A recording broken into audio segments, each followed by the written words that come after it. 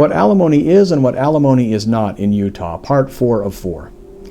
It's tempting to try to rationalize and justify an unfair alimony decision, either by paying too little or obtaining too much alimony, and it's hard to say just exactly what is and is not a fair alimony award. If you were permitted to try the same alimony case involving the same parties and the same facts and the same arguments in front of several different judges, you could and likely would get several differing, even potentially wildly differing alimony awards. In my professional opinion, the best and fairest way to make the strongest and most persuasive alimony arguments is by basing them upon the golden rule, i.e., do as you would be done by. Conduct a scrupulously honest assessment of both your and your spouse's incomes and expenses. If out of your income you can cover your personal expenses of the lifestyle to which you became accustomed during the marriage and have a surplus each month, and if your spouse cannot cover his or her expenses of the lifestyle to which he or she became accustomed during the marriage, then it is only fair that you pay some alimony in most situations.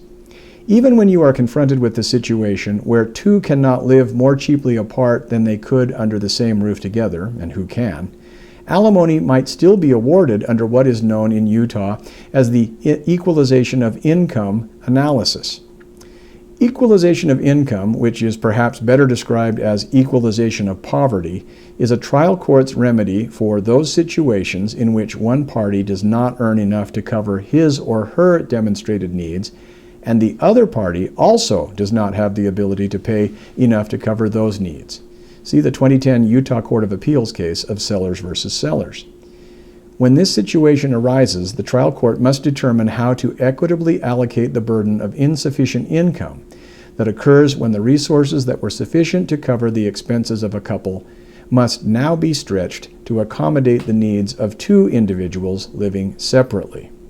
Now this is interesting. Such a situation arose in the Sellers case where the parties had a combined $6,722 in monthly expenses that the trial court found reasonable, but only $2,913 in net monthly income.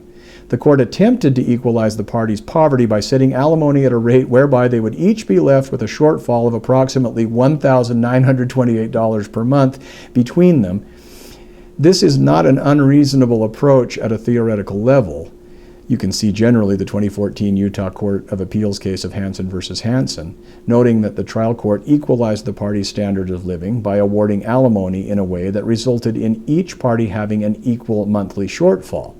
You can see the 2014 of Utah Court of Appeals case Kidd versus Kidd, noting that by adding the parties' monthly income and dividing that income in half, then awarding the wife the difference between one half of the party's total income and her individual income, the trial court intended to ensure that the shortfall in their ability to maintain the marital standard of living was equitably shared.